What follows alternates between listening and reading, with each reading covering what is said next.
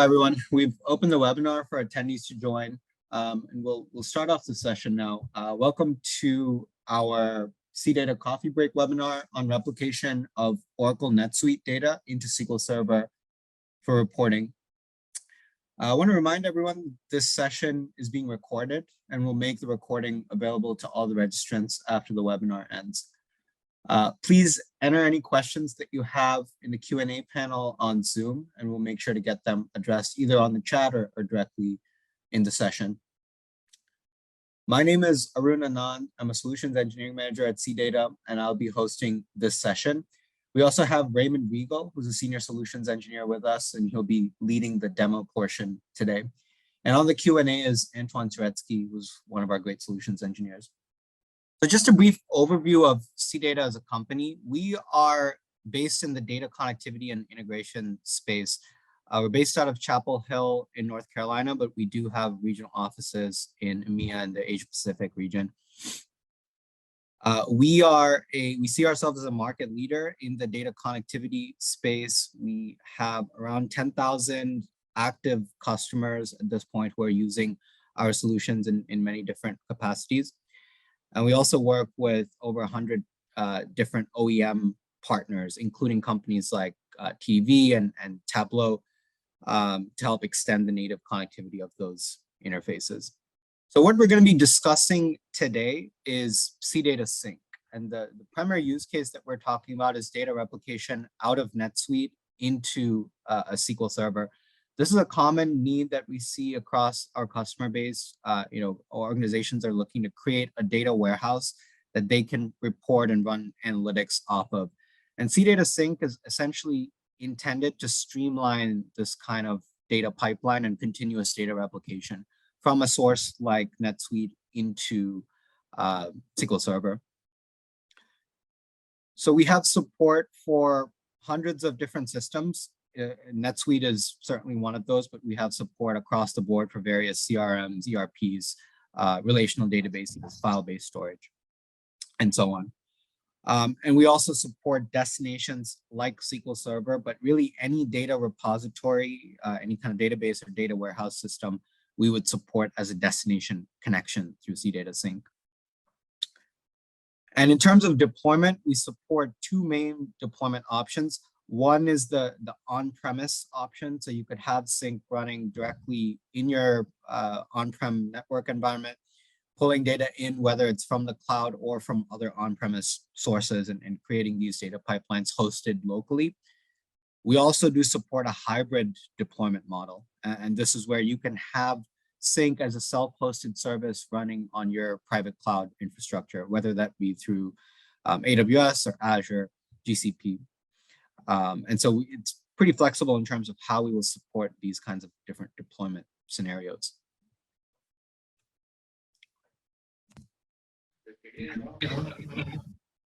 So with that, at this point, I'll throw it to Raymond to just go over a quick demo of CData Sync and show you around the interface.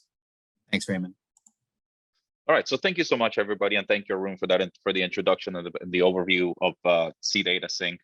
For today's demo, what we're going to talk about is actually how we're going to move data from NetSuite to SQL Server. Right now, what we're actually looking at is our interface into CData Sync.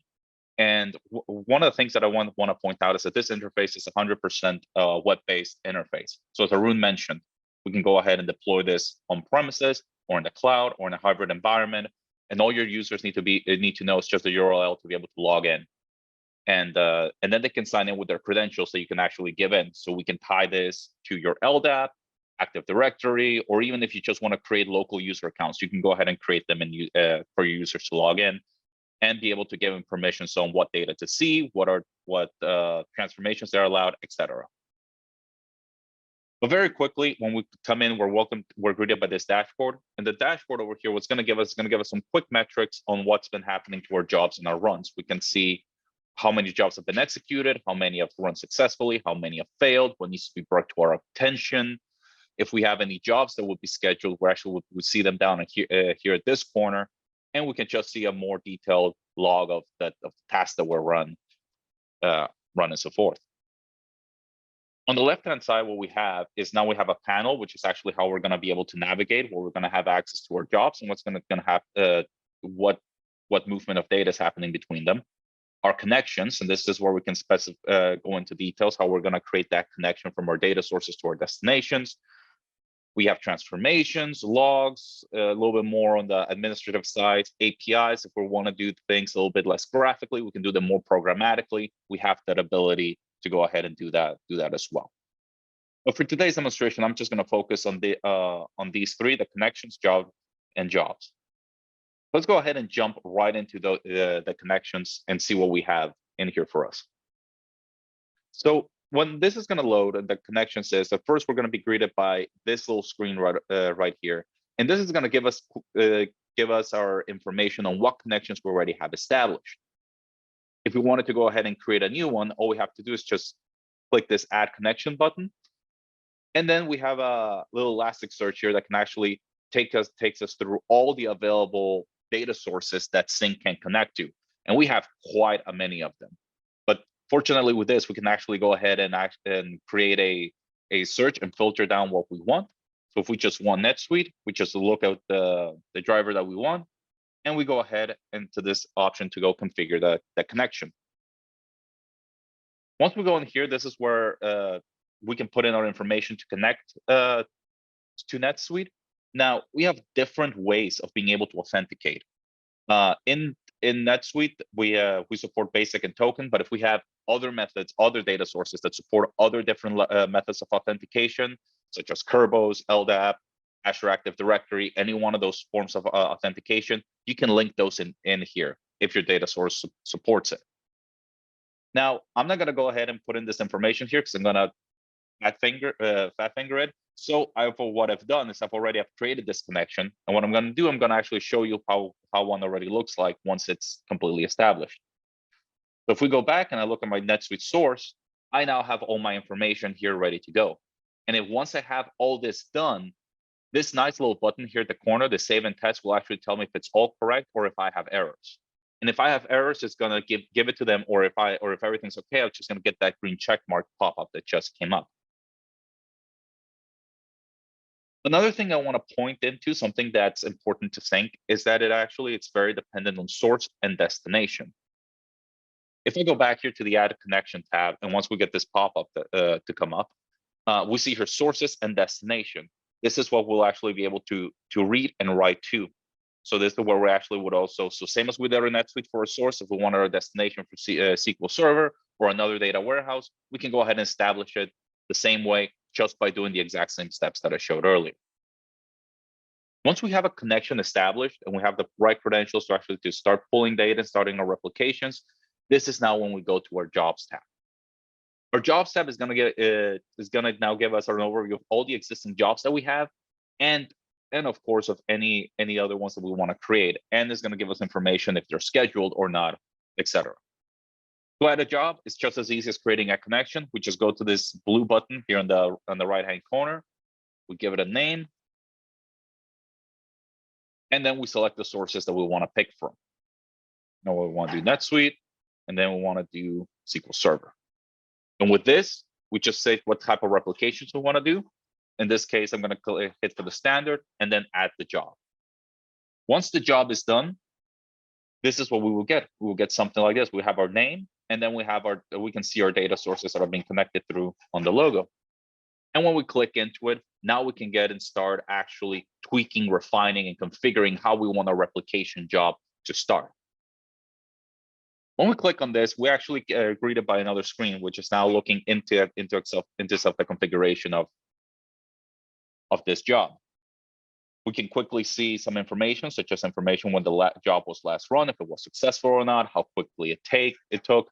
We got other settings, such as enabling logs for more verbosity if there's something that's not going in as expected, or if we have lots of data, we can enable parallel processing into it. On the right-hand side, we have a couple of interesting items here. We have incremental replication, scheduling, and notifications. In incremental replication, what it is Sync gives you the ability it's not just a simple data movement tool. We can actually go ahead and further and be able to specify when we want these replications to happen. So if we're looking at our database, our data sources, and we know that there's a specific time frame of data that we want to pull, and not pull the whole historical data just for either our reporting or configurations, what we need to bring in, we can go ahead and do that by clicking here. And we can actually gives us this information to say when we want to start our replication and when would we end the replication. Another thing that's really cool about Sync is that it also has, if we're pulling in all these sources or all that contents of a database, and we want to do a second pull for what's changed, the system keeps the metadata and is intelligent enough to know when there's been a delta in the job. And so it's only going to pull the delta and not the whole job again. So that makes it very efficient if we're moving large amounts of data. Moving on to schedule is pretty self-explanatory. We can schedule jobs if we need them to run once a day, once a month, once a week. We can go ahead and schedule it through here. And of course, enable notifications via email. So whoever's in charge of this job, whoever's the owner of this process, can get notified if something were to fail, or if something's not going right, or when successful. You can have those notifications be sent to them.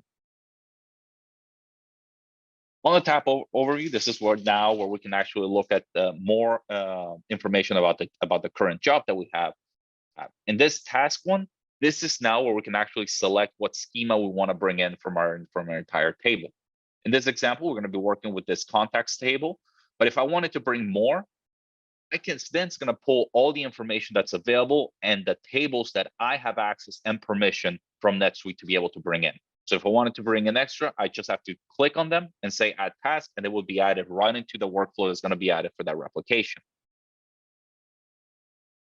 I'm going to come back to this page in just a second, but I want to go over these three at a very high level.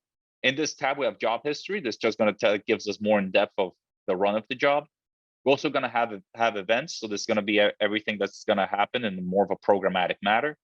And then, of course, we have an advanced tab, which is actually going to be really nice and helpful for when we have to do changes to how our tables are getting loaded. We can enable or disable a lot of customization depending on how we want our workflows to flow. One that we really have is this alter schema that we usually have enabled by default. And this is what's going to allow us is if we have changes to our source tables. So if we did some renaming to the columns, the source table, or we added new columns to it, what the alter schema is going to know exactly what changes are happening to it, and it will automatically pick them up and run it, and it'll make sure that your job's not going to fail with it. And talking about failing, we do also have an option of continuing on error. So if you have multiple jobs and multiple transformations that you're working with, and one of them happens to fail, it doesn't stop your whole job from running. It'll continue on all the successful nodes, but then it'll tell you on which ones it failed. Now let's go back to tasks. And actually now let's take a look at this in a little more detail. Once I click the edit button, now I can actually go into a little bit more in the nitty-gritty and go into more details for when situations are just need a little bit more tailoring, right? Sometimes it's not just lift and shift what we got to do. Sometimes we need to do some ETL as the data is moving. Sometimes we just want to bring in a subset of the contents of a column or a table. This is exactly what this is gonna tell us. And from this job, because we're only selecting from that context table, when we look at the columns, it's actually going to go ahead and populate all the columns that are actually on our source, and it's going to tell us how they're mapping to our destination. We can see give us information such as which is the primary key, which ones are going to be last date time, and we're going to see information here that the system would need, along with all the other tables and their names and how they're being transformed and named. Now, what's really nice about the system is that I can go ahead and edit how this information is being mapped. So for instance, if I want to change the naming, but to keep the name format of the original source, all I have to do is go in here, change it, and then just type in from the number, just type in the full name number, hit done. It now changed. I save my mapping, and it's all going to be good now. Now, when this job runs, that mapping now is going to translate to that. Same with the advanced tab. Here we can do some more tweaking and advanced and customization in terms of how we want our table to replicate. but I want to pay attention to the query that gets generated. The magic of Sync and how we can connect to so many data sources and destinations is that under the hood, we're treating everything as if it were structured tables in a SQL format, even though they may not be. So one of the nice things about us is that we're completely data agnostic. We can connect to any data source and work with any data source. So even structured, unstructured, or anything in between, we can go ahead and move that and create these replications and movements and have that language that's gonna interpret it from source to destination. In the query, this is now what allows us to treat what's coming in as SQL. So if we need to do some more modifications to the tables, some extra renaming, maybe some custom transformation that we have to do, this is where we can now create those edits and write that code to make sure that our transformation is going through with it. And last but not least, we have our nice little preview window that as soon as we go ahead and we run and execute, it's going to just give us a preview of how our transformation is working. Especially if we're writing custom code, we can make sure that it's all doing what it's supposed to do. And just a nice thing here, you can even see that the transformation I did earlier, just by renaming number of things to this, we can see how it's going to land and where it is. Now, with that said, let's go ahead and run this job, because that's all the last part that we need. So we're going to select what we want, and we're going to hit run to run this job. As soon as this runs, we're going to be able to see everything's going to update within our system. So our the graphs that we saw originally are going to be updated. The last time the job run is going to be updated, and we're going to get a confirmation whether it was successful or not. And just for me, and this is just me because I'm a believer in seeing is believing. Let's take a look at now at our source. Now that we did our transformation, let's go look at what happened under the hood.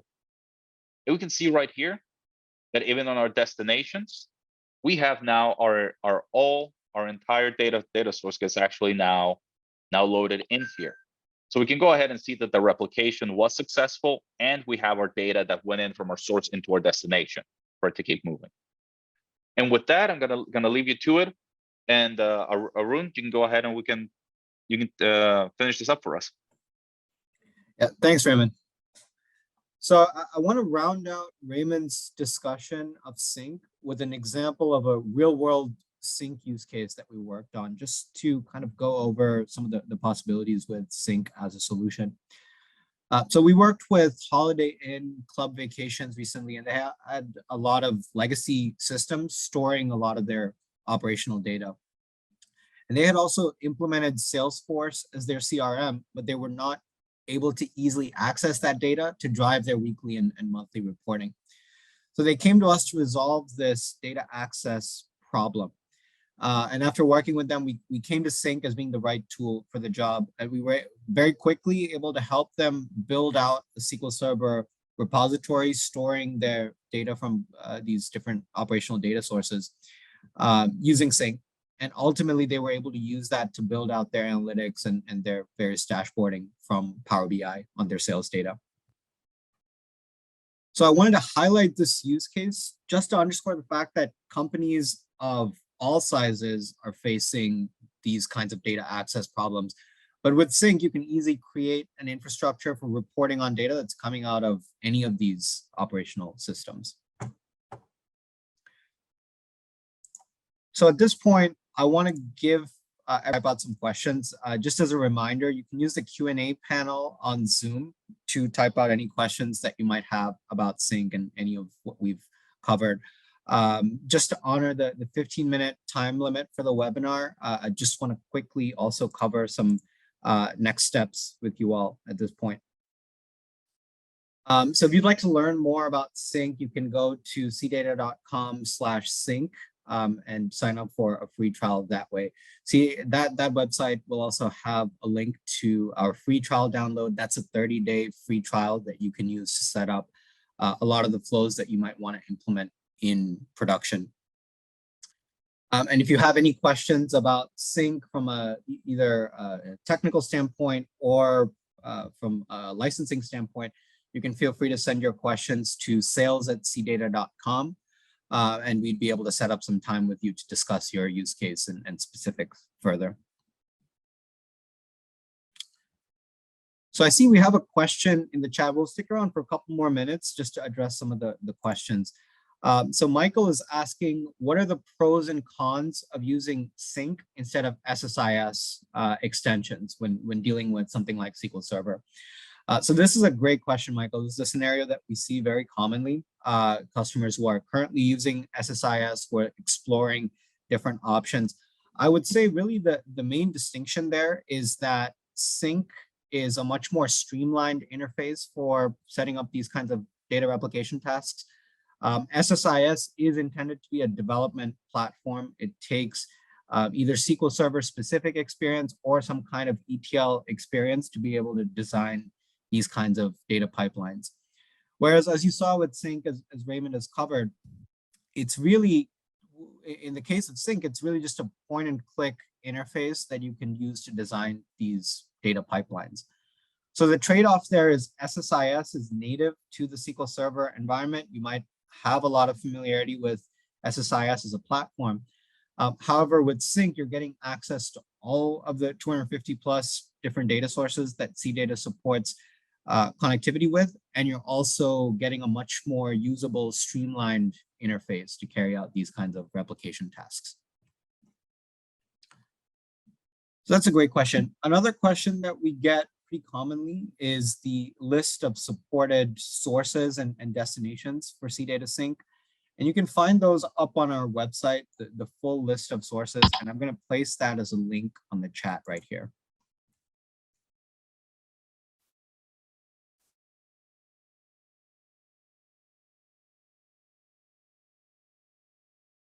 I see another question in the chat from Michael. Can I trigger an ETL transfer externally via the command line as an SSIS job? That's certainly possible. So Sync has its own embedded REST API. It's really just an admin API that you can use to carry out anything that you can do through the front end. So that's something that will support this kind of programmatic execution of data pipelines. Great question.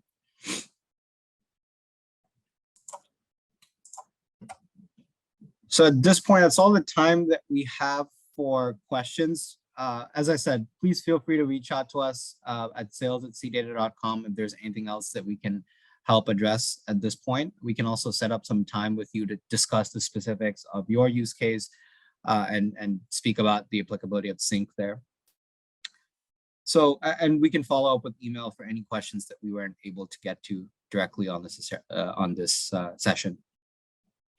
So thanks for joining, everyone. We'll see you at the next webinar.